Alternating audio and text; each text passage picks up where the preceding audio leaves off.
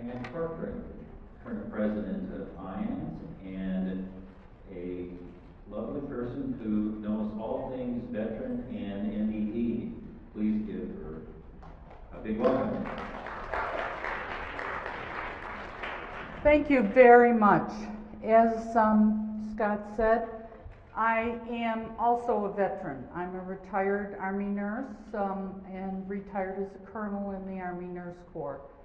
And I'm not sure if it was, it certainly was my path, because this, being an Army nurse, was how I got into this path of NDEs and dealing with everything I've been dealing with in IANS for the last 30 or 40 years. I was a young nurse in Vietnam, right out of nursing school. And of course we had casualties all the time. And this young man came in and he had his arm blown off, and he started to tell me about this experience he had, where he could feel himself up over the scene where the whole platoon had been bombed, and he could see soldiers and himself on the ground, and he could see the other spirits of soldiers, and he said, I knew who was going to die and who wasn't.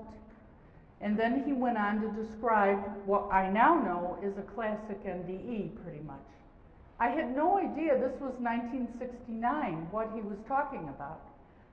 The fortunate thing was I knew enough not to say anything about it, but just listen. And so when I came home from Vietnam, I really had tucked that in the back of my mind and said, this is really profound. This is very important stuff. And you know, I went on to my Army career, and in 1975 or 6, I was in the University of Texas, still in the Army, doing my doctoral degree. And I happened to be in New York, Rochester, New York, which is my hometown. And my father had an MI. And I was with him when he was resuscitated. He was not a man that believed in any of these things, but he quickly told me about this experience. He obviously had had a near-death experience, and he said, I'm going to tell you about it, and we're not talking about it ever again. But for me, it was, this really is important. And I'm at a great place, you know, a big university with a big library, and I'm studying decision-making behavior, so I thought, oh boy, I could stand for something a little more interesting. And I started reading things, but of course there wasn't much written unless it was in the school of psychology, mental illness, or religion. So that was my beginning. I had, before that, touched base with Nancy Evans Bush at the Yukon office when they very much started, and got involved at the very beginning, and went, you know, we went and designed Bruce and Raymond and all of us to Florida to design clinical guidelines. I mean, it just was my path, obviously. So I have been very, very concerned since Vietnam, since Desert Storm. I retired after Desert Storm out of Germany. The number of people who were having all these kinds of incidents, and the number of vets that are returning to the United States to these vet centers. And of course, over the last 8 years, I'm just appalled at the number of people and the kinds of injuries they're having. And so we have huge numbers of vets, which I know are having huge numbers of NDEs, and they're having, on top of that, all kinds of psychological issues, because this is their 4th or 5th tour. And the obvious physical injuries of IUDs and trauma, lots of amputations, all those things. And my belief is that if we could acknowledge the NDEs and support them in those, they would be able to heal themselves faster and better of all these other traumas that they have. I will have to say I think it's unconscionable that any young soldier spends 4 tours in a war zone, because I know what it does just for one tour, and the number of problems and things after 4 tours just multiply. So we do owe them great dedication for their work.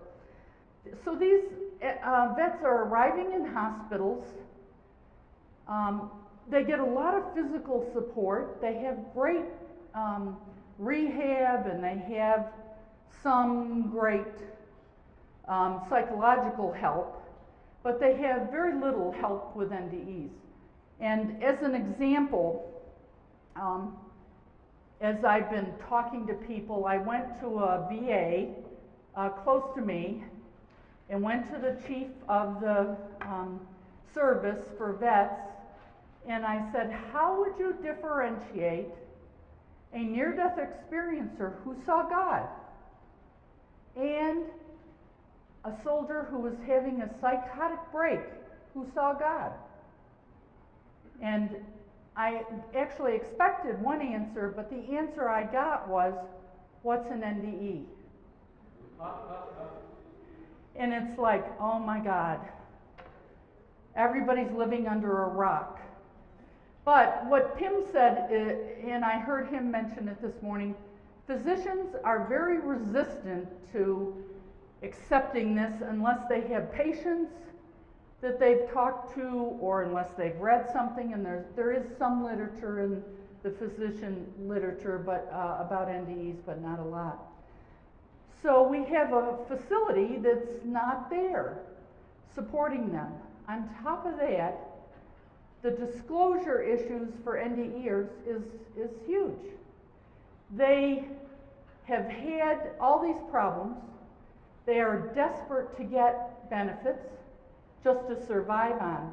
And so their first thought is, I better not tell anybody about this experience because it's going to make me sound too crazy. And they might not give me my benefits. And so the disclosure issues are big and real for them. I have, and I was hoping to have today, I have looked for about 3 years for a Rocky veteran who had an NDE that would talk to me and I could interview. And you know, I put it out to the groups, I put it out to everybody. I have finally found one, but I mean, we know there's hundreds and thousands of them out there. And he, on Monday, was in Florida and helping a vet's wife who was killed, getting some benefits and stuff. And as soon as that was ending, and he thought it would be Monday or Tuesday, he was going to drive directly here so that he could be our first Iraqi vet that we could interview about his NDE. He obviously isn't here, so he's not going to be part of this talk. So my prayer will be, and we could all have a little prayer for this, that he'll arrive here tonight or in the morning and will be part of the NDE panel. Because we do want him to be able to say his story and help. And I'm asking him to help me do some other things for veterans. Because I think this phenomena with the veterans is very, very different. People say, well, they can just get support at the Veterans Association. They're thrown into PTSD groups. They don't need therapy. They need somebody who can just listen to them and acknowledge the difficulties they're having and respect their disclosure issues and be there for them. And I'm hoping that we'll find ways to do that. One of my beliefs is if we can find enough of them, and if we can find a media to let them know we're here, and that we acknowledge they're having these NDEs and they don't have to tell anybody else, they can come back to us. And what I'd like to see us do in all the groups that we have are set up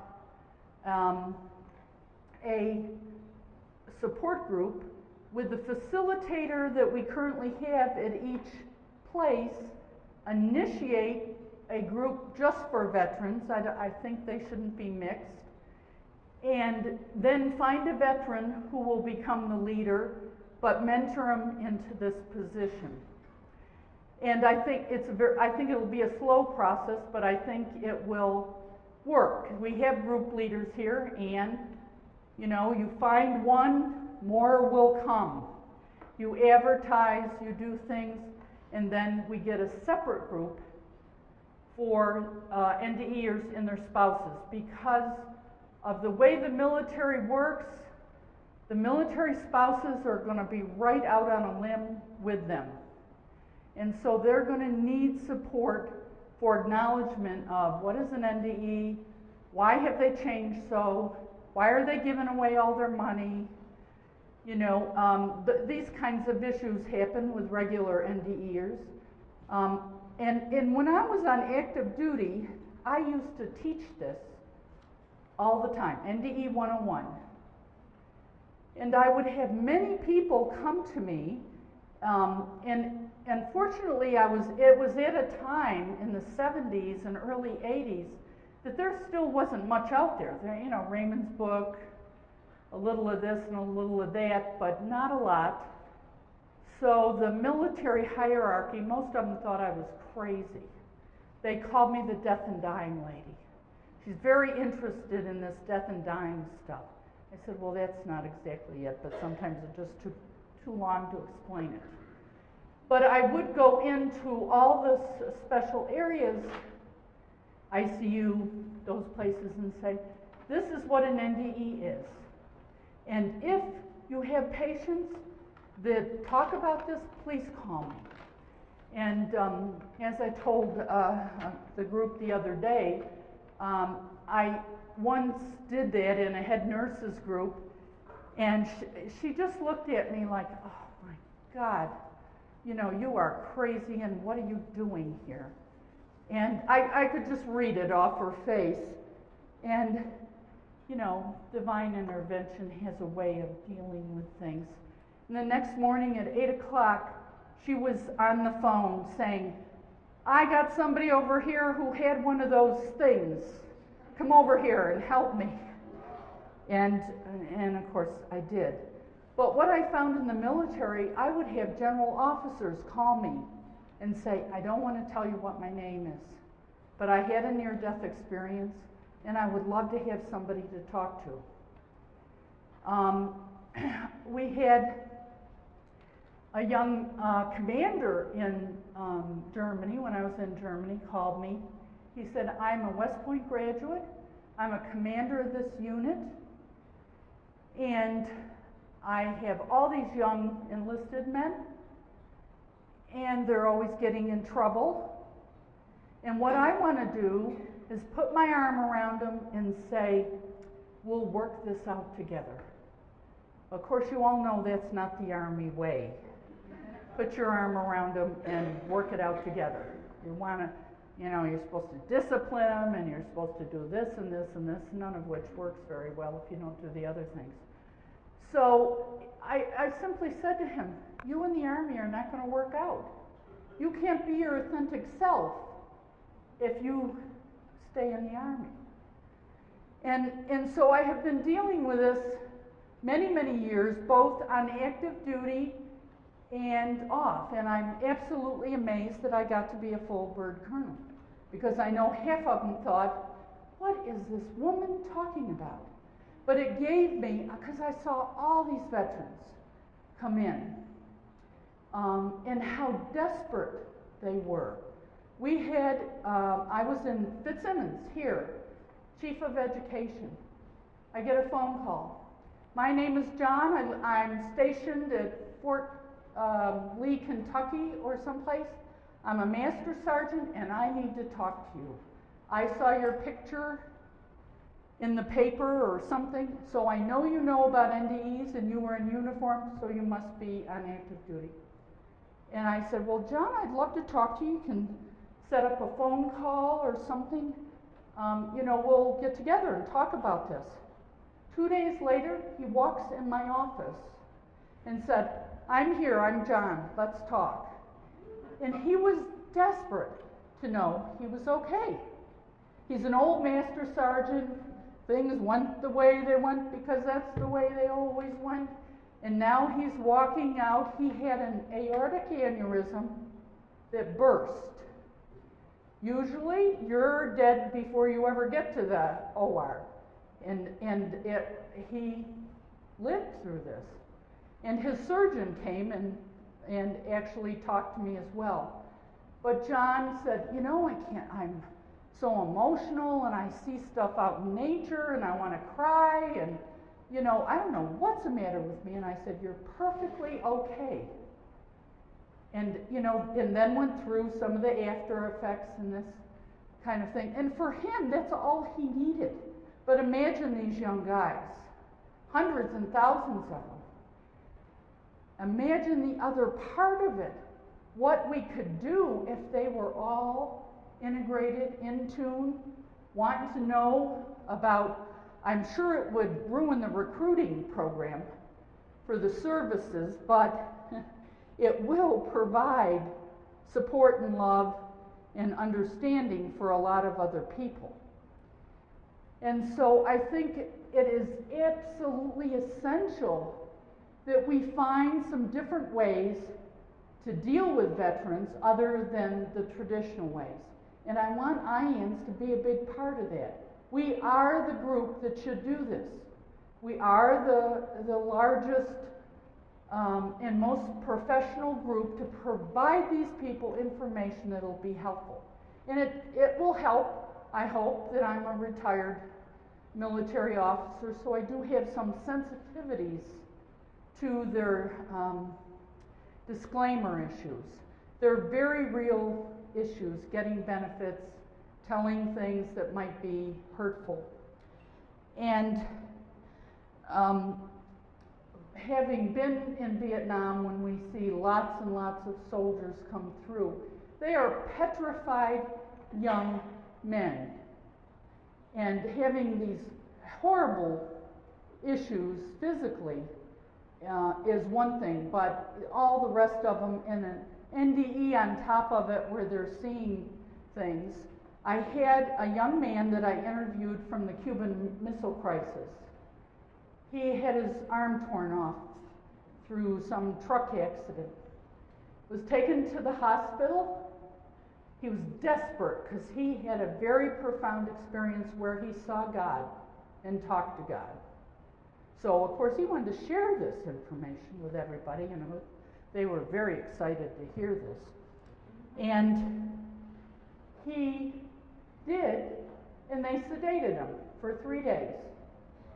And they found a psychiatrist, sent him directly to a psychiatrist, and he had a terrible time getting acknowledgement. I ended up doing and this is years ago, a video letter and letter to the VA to say, this is a real phenomenon. This happened to him. It's important. It is real. So we're still pretty much in that venue. And I want for us to try to smooth this path somehow, getting information out to the veterans and acknowledging that we know NDEs. We will help you. We are the folks that can help you. We don't care about telling anybody about this so it'll hurt your benefits. We only care about helping you integrate this experience into your life.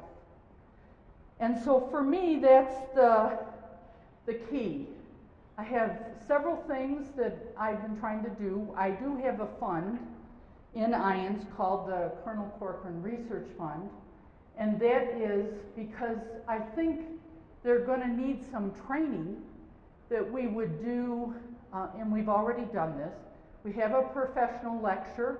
We've collected articles. I would like to do an updated interview with a vet, an Iraqi vet, and then any other, we have lots of bibs and things now. Take it out to the VA hospital, and I would do the first lecture, and then I would hand it over to a champion. We need to find champions in these VA hospitals who will carry it on. Somebody from here, I can't see, here, I don't know if she's here, but she has a cardiologist that is very oh, there she is, right in front of me, and that's very interested in this, and she's interested. So we could probably try to get something going there. I'll go out, do a continuing ed program, work something with a cardiologist, train the trainer. And because I have found nurses are on deck. They know it, they see it, they don't always know what to do about it, so you fill that part in. Physicians and psychologists, a lot of psychologists and social workers are just upset because they've never heard about it before and wonder why somebody didn't tell them in their training. So once they have gotten a lecture and this information, they're usually very willing to try to do something. So I want to try to continue that, but our biggest, I think, issue is getting the word and finding a way to get to the soldiers. Because you can't go to the VA and say, I'd like to go in the wards and talk to your soldiers about near-death experience.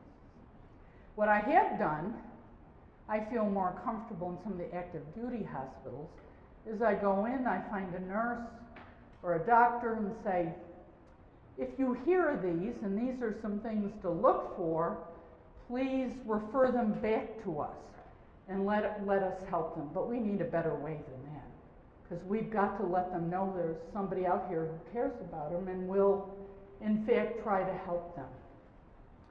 So I'm always open to any ideas or people who have input or have a way into places that could help us do that.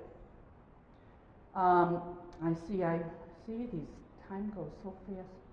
I have 5 minutes left, so I want to extend for a few questions before Robert comes up here, if you have any questions for me. We have a plan, we have the materials, we just need a way, and I'm hoping through some of the media, a way to find the veterans and help them find us.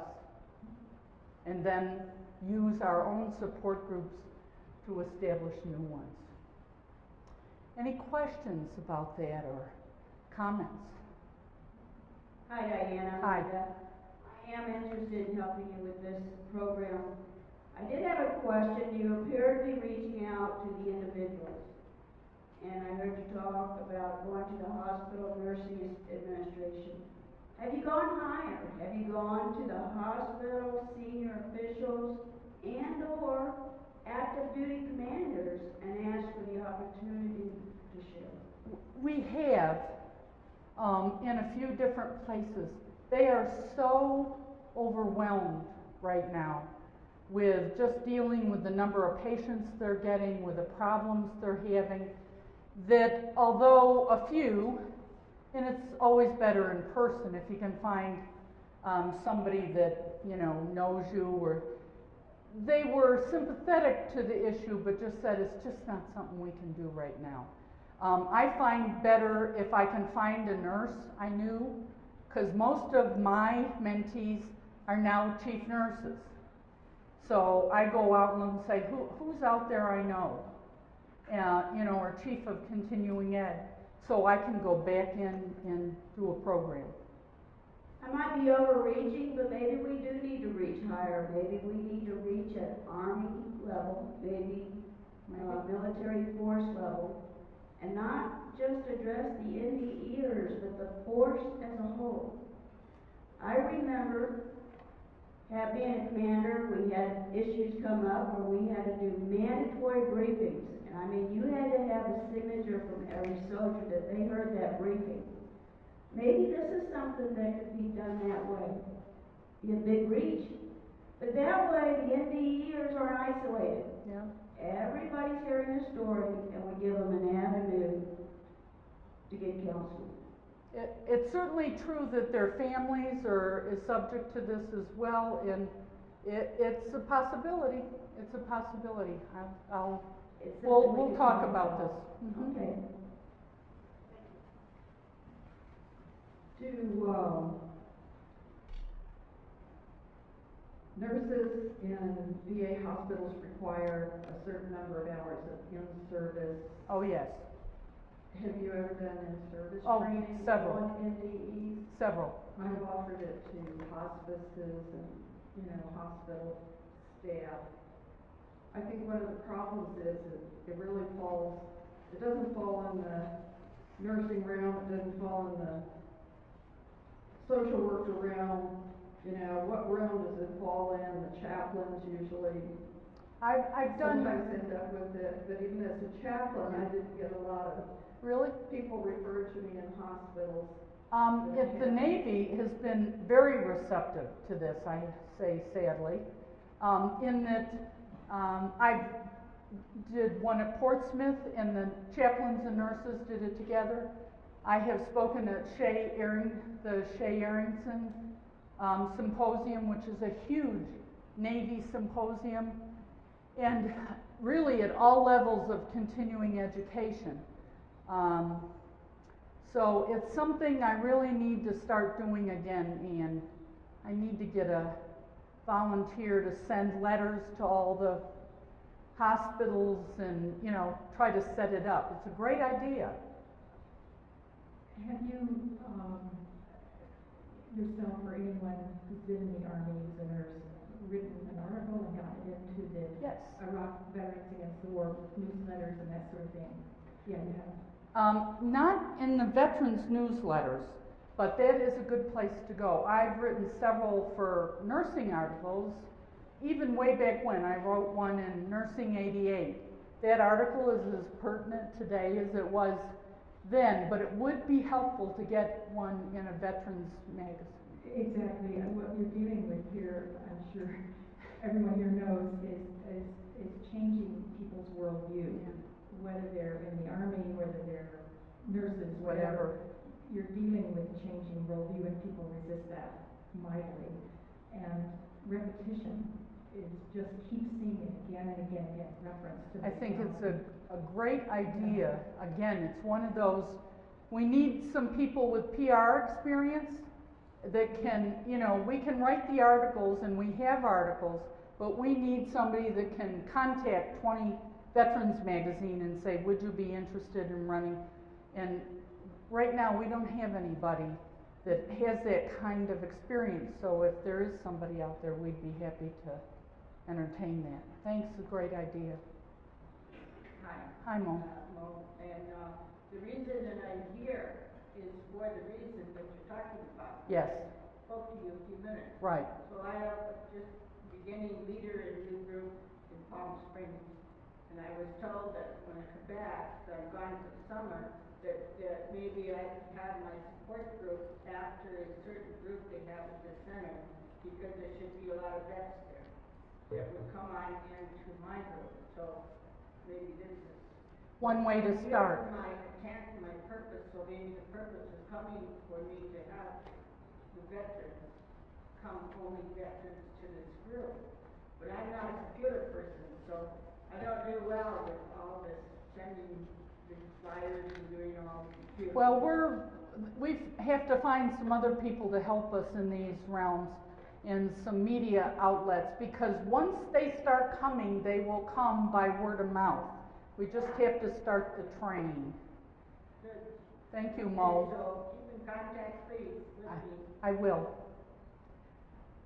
Thank you very much. And thank you, gentlemen.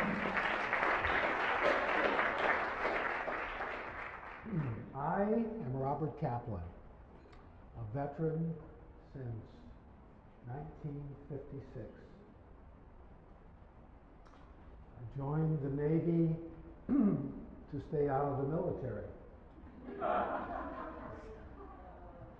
I joined the Navy so I could finish school, but I got drafted after a year into the Navy, active duty.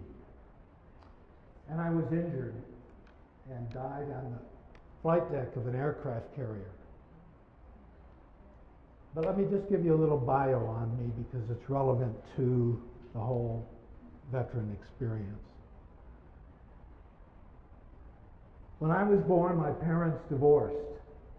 I was an infant, and I was placed in a Catholic foundling home because my mother had to work. And in 1937, it was a very big burden on both families if there was a divorce. I spent my first 6 years of life in 3 boarding situations. I was in a Catholic school, boarding school. I was in a Baptist home, and I was in a foster home. And then I went home and lived with my mother for 4 years, from the age of 6 to 10, and then I was sent off to a Catholic boarding school. My mother had a degree in music from a Catholic academy, and she felt secure in my welfare under the experience she had, the discipline and the scheduling and just the security that she was familiar with. So that's how I wound up being there. In 1955, I joined the reserves, and in 1956, I was drafted and put on active duty and served on the USS Forrestal, which at the time was the 2nd largest ship in the world, second by only 3 feet. The USS Saratoga was 3 feet longer than the Forrestal. I served as a plane captain on the flight deck. This is the fellow who helps the pilot with his gear and puts him in, straps him into his seat, arms the ejection of that seat in case he has to eject out of the plane, and pre-flights the aircraft. Pre-flight is what they do with all planes, commercial as well, whereby they rev up the engines and test all the movable parts and the hydraulic parts to make sure that they're going to function. So the last procedure of this pre-flight is what is called the high power turn-up. And on the high power turn-up, the pilot revs up the engine to 100% and tests all of his instruments under those conditions. It was during that time that somehow, after working on this job for 6 months, I stepped in front of the intake and was pulled in, all the way in. It's about 8 foot in, and I slammed my head on the axle that houses the turbines. My arms were flung forward, and I was caught up in the turbine blades. The pilot immediately sensed the different sound in the engine and cut the engines. But a man who saw this happen, there was several men that saw it, because the flight deck is very busy, signaled the pilot to cut the engines. But the pilot was looking at his instruments.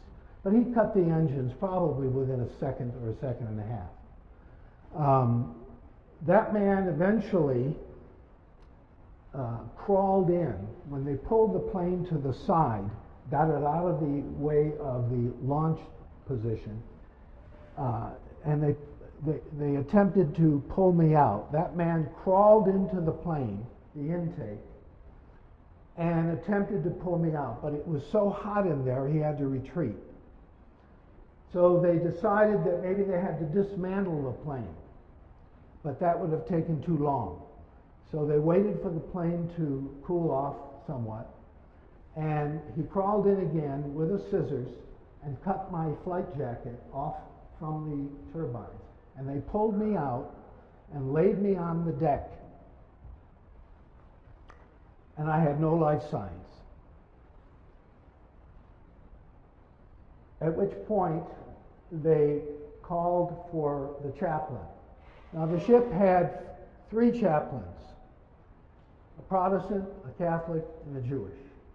My dog tag said I was Jewish. My parents were Jewish. My father's side were Orthodox, my mother's side were Reformed. But nevertheless, even though I was in boarding schools, in Christian boarding schools, I had Jewish dog tags. But the Jewish chaplain, who was one of the dentists aboard, was in surgery and couldn't come up. So they called the Catholic chaplain.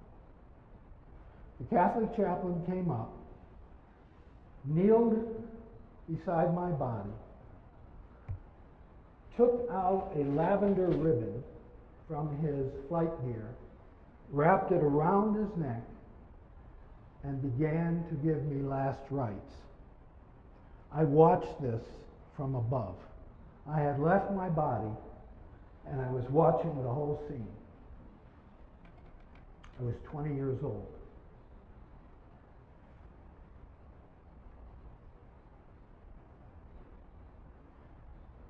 It's hard to put this into words, but I perceived the anguish of the chaplain. He did not want to give me last rites. He was not the right person. He was Catholic, I was Jewish.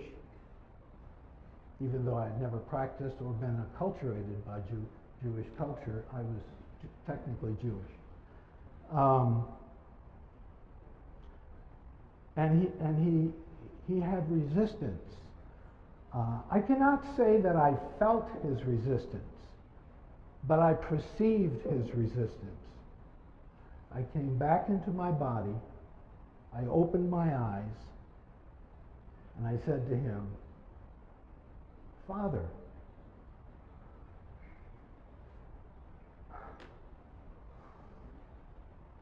don't you know I'm Jewish?"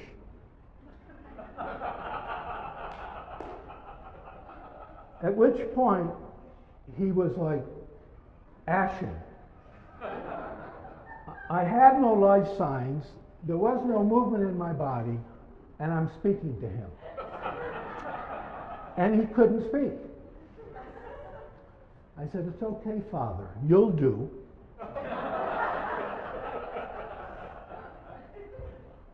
I frankly don't know what I would have said if it would have been a rabbi. But no, so they took me down to sick bay, and I was on an operating table. The ship had 6 doctors. Big ship, very big ship. 4,000 men, 25 stories high from the keel to the mast. 3 football fields long. It was huge. It was a city. You've seen this on television. They're huge. So they had me on a gurney, and there was medical people, corpsmen and doctors completely around. I watched this from the ceiling. I could feel the anguish. I use the word feel loosely. I perceived the anguish amongst the men that were working on me. Some felt I was not going to make it. I was already dead. But Father Fitzpatrick told the head doctor that I had spoken to him.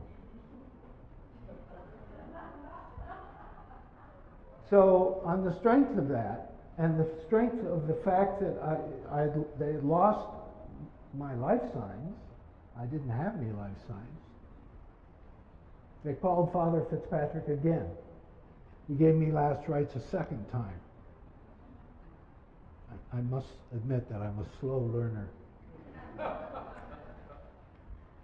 I watched these proceedings from the ceiling, a classic scene that you've heard many NDEs describe. I cannot say that I had a life review in terms of scenes, but what I can say was I perceived what my life was about all at once. And these words were surfaced in my consciousness. I am the love I seek. I am the love I seek. In my medical records, I was basically unconscious for 48 hours. During that time, I was in and out of my body.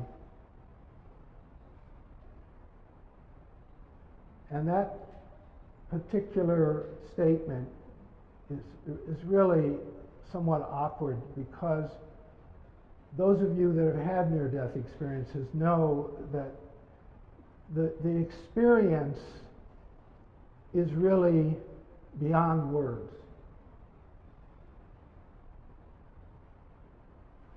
When I was watching the doctors work on my body, it was as if the entire scene was coming from me. It wasn't out there. I was seeing it out there like a hologram, but it was coming from me. It was as if I was creating that scene. And I was separate from the scene. In fact, I was fine. I was not even concerned about the outcome.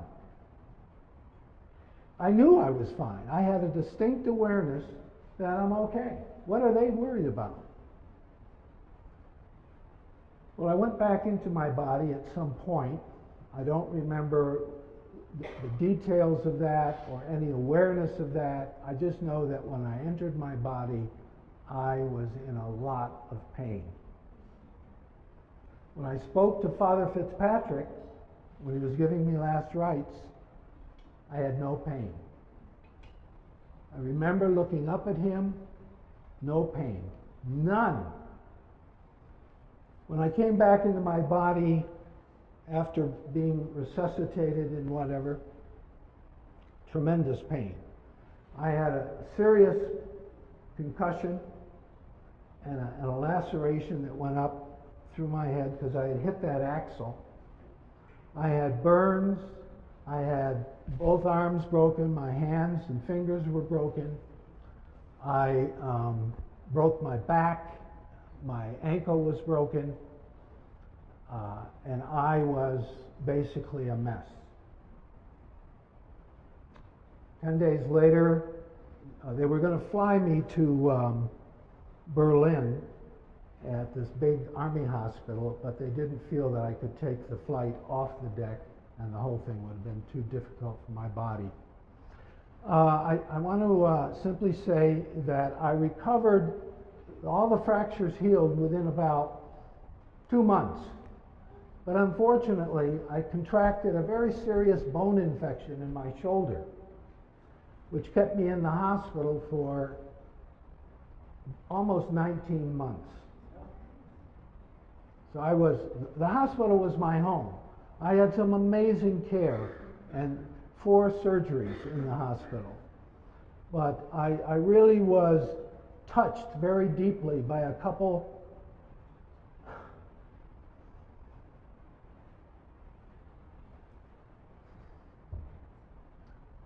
a doctor and a patient. I formed a relationship with a man in the VA hospital who was a paraplegic.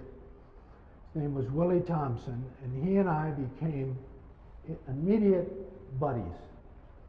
It was a beautiful experience for me because for 6 months we teased each other every day. I cannot tell you how much joy and laughter that I had with Willie.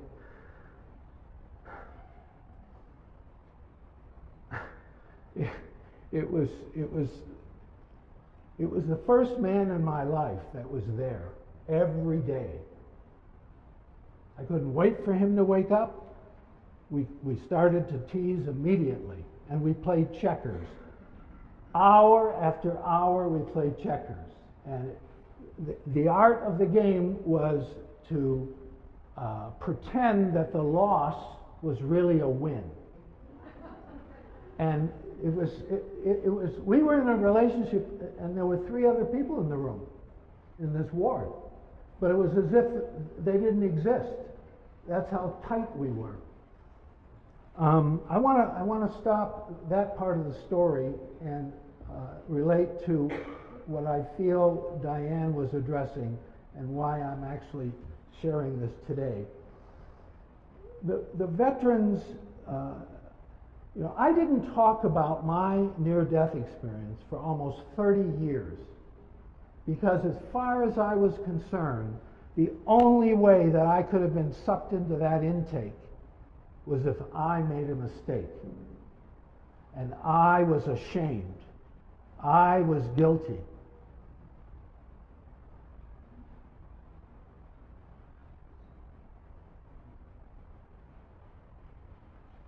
A lot of men returning, and I'm going to say young men. The average age in Iraq today is, I think, 19. I mean, these are kids, barely out of high school. A lot of them suffer from shame and guilt. They have, if they had an NDE, chances are they have a medical discharge and they're on disability. But they left their buddies. And I can say this about the military.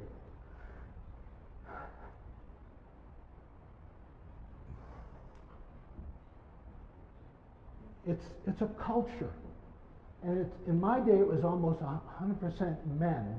It was 100% men aboard the ship. But for many young men, it's the first time in their lives that they've ever had intimacy with other men. And the danger that they face helps create that bonding. They relate to one another as brothers. And then they get sent home because they're injured. So they have a double bind. They may have had a near-death experience, but they've also, a lot of them want to go back. They feel very bad about leaving their buddies. And then there's the whole rationale for even being in the war. Now, when you're in it, you don't think about that. You're in the present moment. There's constant danger, constant fear. I'm talking about combat. When I was aboard ship, we weren't in combat, but I was paid an extra $100 a month because I had hazardous duty. It was equivalent to wartime. In 1957, if you were in a war, you got $100 a month more because it was wartime. But we had a close-knit situation on the flight deck. It was a very tight and dangerous situation. There were a number of men that were killed during the deployment that I had. So I guess what I want to reiterate is what Diane said. These men need to have some inspiration. They need to have affirmation. They need to have affirmation and validation for their NDE, but they need to be with somebody who is present to them. The VA has some wonderful people in it, but it's a government institution, and they have a number, a VA number. And there's so many men in the situation, and women. And they don't trust the government, a lot of them, not all of them. They don't trust the VA. So they need somebody outside of the VA, outside of the government, to connect on a human level. And I would encourage you, if you have a story or you've been studying NDEs, you don't even, listen, when I was 4 years old, I had a revelation. I was in my foster home. It was not an NDE. A lot of us have had illuminations, revelations, epiphanies, where suddenly we see life and its hidden wisdom. And we never forget those moments. So you don't have to have an NDE to relate to this level of consciousness and to help a veteran who, what they have witnessed and what they have done under the craziness of war. Some of the guilt comes from that. They kill civilians, some by accident, some out of a crazed state. It's contagious. I've been serving as a chaplain for almost 9 years at the Boulder Community Hospital. And I've studied theology and pastoral psychotherapy. I practiced as a therapist for 12 years. And I'm familiar with Scripture. And, you know, it's so in your face that some of the Scripture is so elegant. You know, and a phrase like, "He who lives by the sword will die by the sword." But that's like in the Bible or over here. But we have what we call the real world, which says we've got to defend ourselves against terrorism. And basically, not to get too political about it, but I do feel that war has become a business. It's a business. And they drum up business. And they have a tremendous profit margin in this business. But ideologically, you take a young man and you put him through boot camp and you train him to be a killer. Then he has an NDE. It's counterintuitive. It's against his nature to know that he has deliberately, out of fear and obligation, out of patriotism, out of service, killed somebody else or saw his buddies being killed. So it's a vortex that is just so conflicted. And my own theory is that the NDE, for those that have had them in the military, offers a way of lifting people out of the drama, looking more closely at the purpose in their life, looking at the nature of love. And that's really what it's all about. This life to me, these are my words, my images, my metaphors, but this life to me is about love. And I'm not talking about just love between people. I'm talking about the power of our creative nature, the power of possibility.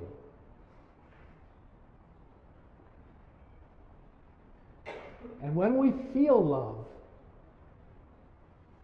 there isn't any choice but to re-give it.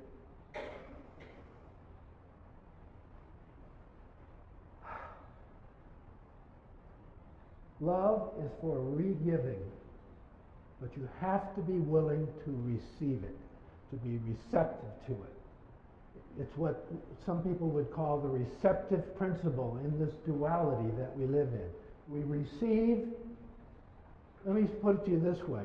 When you're born, nobody exhales first. They take in a breath, then they express it. And that's the nature of this embodiment and of the spirit We are graced with this presence that lives through us. We don't have a relationship with it. Those are just linear words. It's very deceptive. This energy animates us. It lives through us. And I think that the support to veterans who are conflicted on so many levels, not to mention their personal levels before they even got into the military. We all have wounds. We're all veterans of wounds. And a lot of us have been very private about it. Very private. So I just want to end this by saying, lend a hand. You'll be glad you did. Oh, one thing. I have a flyer out on the backcountry table with my email address on it. If you're interested in contacting me in any way, you can get my email address at the backcountry. And there's a picture of me in the jet plane, but not after I was injured.